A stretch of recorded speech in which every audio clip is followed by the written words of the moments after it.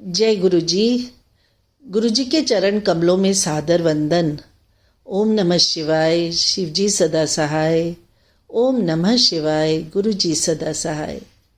स्वागत है प्यारी साध संगत जी का दिव्य आभा के इस सेशन में। गुरु जी के निर्देशों पर आधारित ग्रंथ है द लाइट ऑफ डिविनिटी। उसी का हिंदी अनुवाद है दिव्य आभा नाम से प्रसिद्ध यह पुस्तक, जिससे आज का प्रसंग लिया गया है। आज का शीर्षक है नानक चिंता मत करो, पार्ट 1। मैं गुड़गांव के सेक्टर 56 में 2003 में रहने के लिए आया। मुझे पता लगा कि यहाँ पर कोई मंदिर नहीं है। प्रभु कृपा से मेरी पहल पर मंदिर निर्माण के लिए स्थानीय नागरिकों का एक संगठन बनाया गया। थोड़े समय पश्चात फरवरी 2004 में हरियाणा नगर विकास निगम ने धार्मिक स्थान बनाने के लिए 1000 वर्ग गज भूमि खंड देने का निर्णय लिया। हमारे संगठन ने सेक्टर 56 में ऐसे एक भूमि खंड के लिए आवेदन दिया। हमारे क्षेत्र में हो रहे योग और प्राणायाम सत्रों के माध्यम से मैं कमांडर शर्मा के संपर्क में आया। उन्होंने मुझे गुरुजी महाराज के बारे में बताया और कैसे उनके परिवार को उनका आशीर्वाद मिला था। कमांडर ने यह सुझाव भी दिया कि यदि संगठन के सदस्य गुरुजी के पास जाकर उनसे अनुग्रह करें तो मंदिर निश्चित बन जाएगा। उसके पश्चात 25 जुलाई 2004 को कमांडर शर्मा के साथ मैं पहली बार बड़े मंदिर गया। उसी दिन शाम को मैं अपनी पत्नी प्रीति के साथ गुड़गांव में श्री मदन के घर पर आयोजित एक सत्संग में गया। वहाँ पर कई अनुयायियों ने गुरुजी से संबंधित अपने संस्मरण सुनाए। संगत के सदस्य गुरुजी के चित्र के समक्ष अत्यंत प्रेम और श्रद्धा से नतमस्तक हो रहे थे। मुझे लग रहा था कि क्या ये गुरुजी का प्रचार करने का अपना ढंग है, परंतु मैंने अपने विचार अपने तक ही सीमित रखे। 4 दिन पश्चात संगठन के प्रमुख कार्यकर्ता कमांडर शर्मा के साथ गुरुजी के दर्शन हेतु एम्पायर एस्टेट गए। मुझे वहाँ का वातावरण अत्यंत सौम्य लगा। लंगर करने के पश्चात चलने से पूर्व हमने गुरुजी को अपना उद्देश्य बताया तो उन्होंने अपना आशीर्वाद दिया और कहा मंदिर बन जाएगा। कमांडर शर्मा अति प्रसन्न हुए। उन्हें पता था कि गुरुजी के आशीर्वाद के पश्चात हरियाणा नगर विकास निगम से भूमि मिल जाएगी और मंदिर का निर्माण भी पूरा हो जाएगा।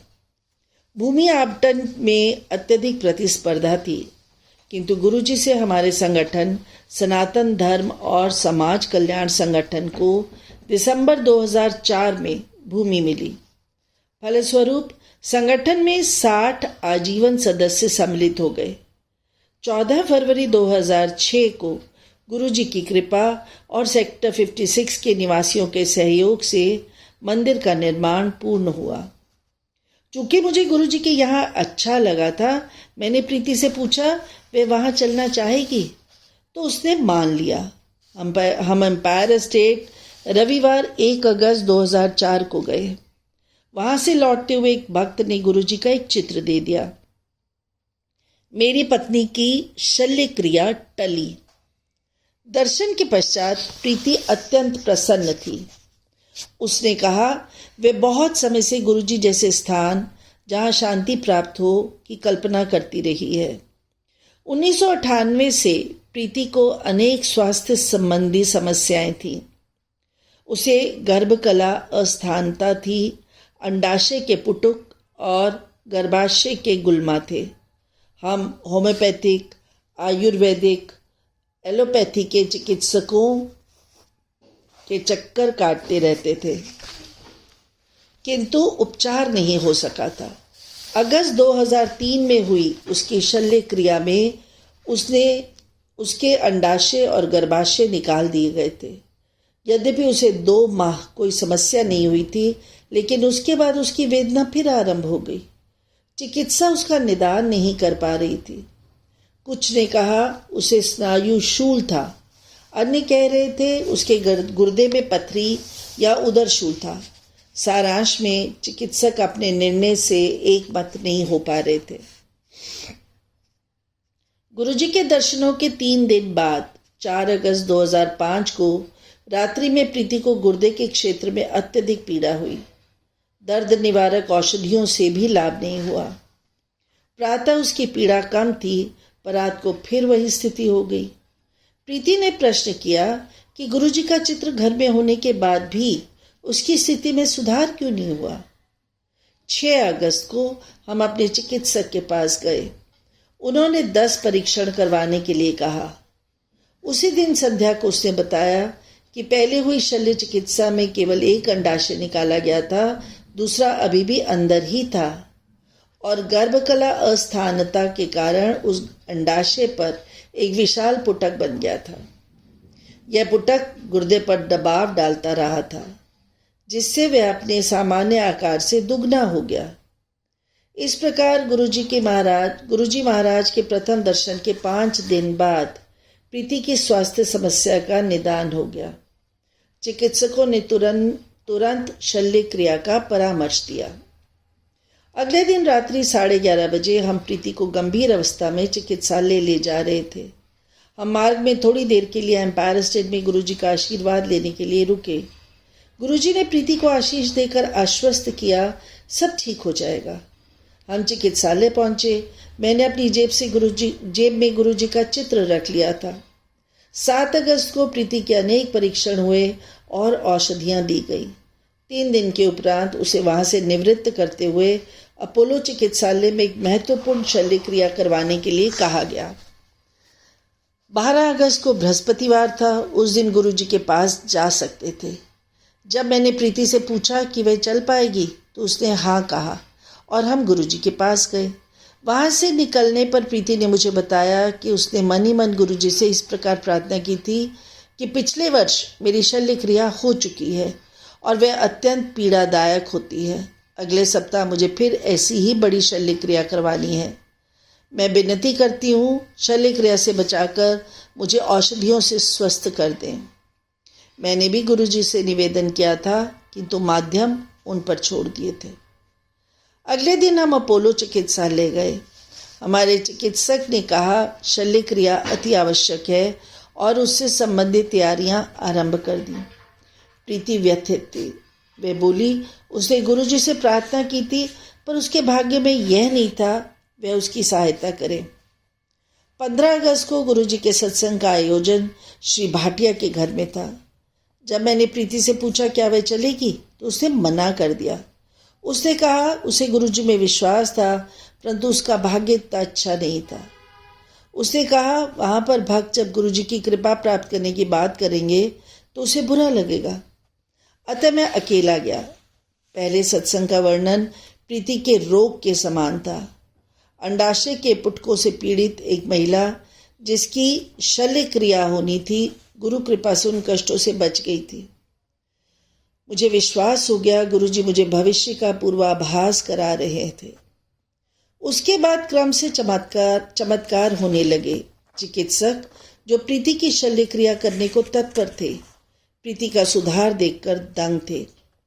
कुछ ही दिनों में चिकित्सकों ने कहा उसके पुटक का आकार घटकर 30% शेष रह गया था, जिसका उपचार औषधियों से संभव था।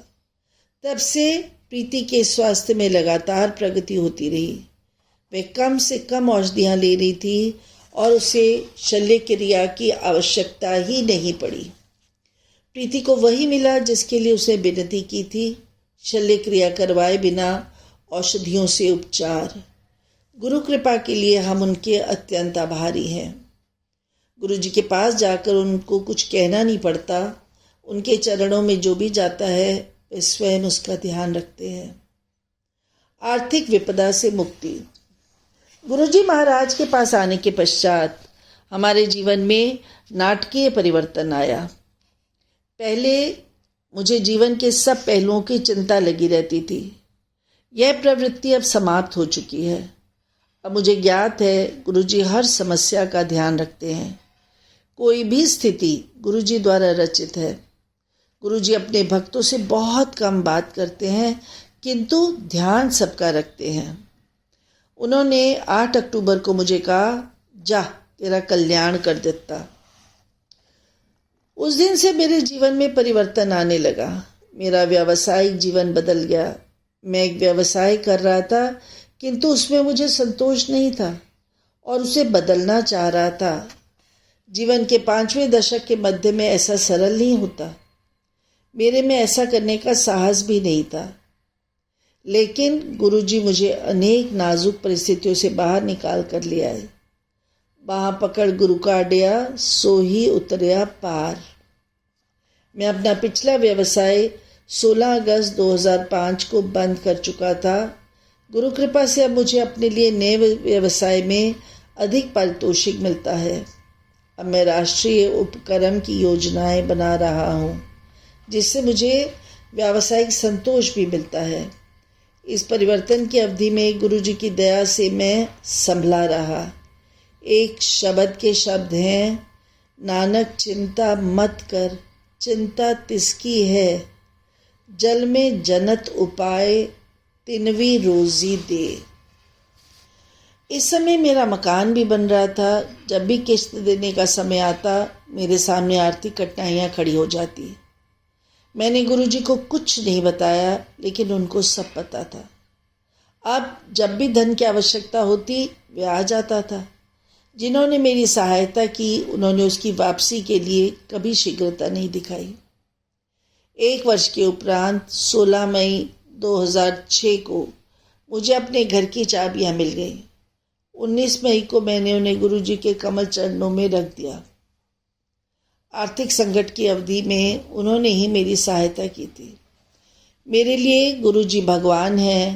प्रतिदिन मैं मंदिर में जाया करता था, अनेक देवी देवताओं की पूजा करता था। अब मुझे गुरुजी में ही प्रत्येक देवी देवता दिखाई देते हैं। एको नाम दिए मन मेरे। मुझे अब मात्र एक मंत्र पता है, ओम नमः शिवाय, गुरुजी सदा सहाय।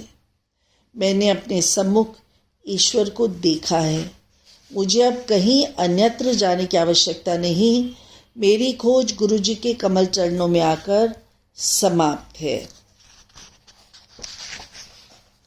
वीरेंद्र बौरी, क्षमा करें, विजय कुमार पुष्करण, गुड़गांव।